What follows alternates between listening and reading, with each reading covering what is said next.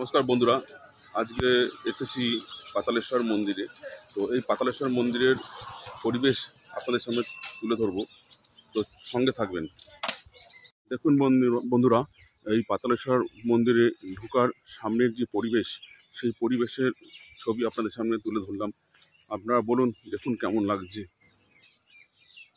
দেখুন বন্ধুরা, বাবার মন্দির কত সুন্দর পরিবেশের মধ্যে তৈরি হয়েছে মন্দিরটি। এই মন্দিরটি প্রচুর পুরনো, কথিত আছে 400-500 বছর আগে মন্দির এখানে তৈরি হয়েছিল।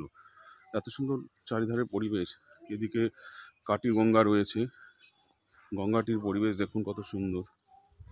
দেখুন নিরিবিলি জায়গাতে মন্দির পাশে গঙ্গা নদী বয়ে গেছে, কি সুন্দর পরিবেশ। আপনারা যদি আসতে চান তো আসতে পারেন। এটি হচ্ছে কাশিম বাজার।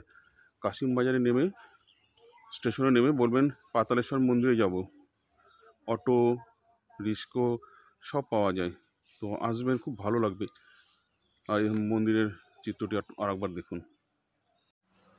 দেখুন বন্ধুরা, মন্দিরের প্রবেশদ্বার কি সুন্দর, অপরূপ সৌন্দর্য।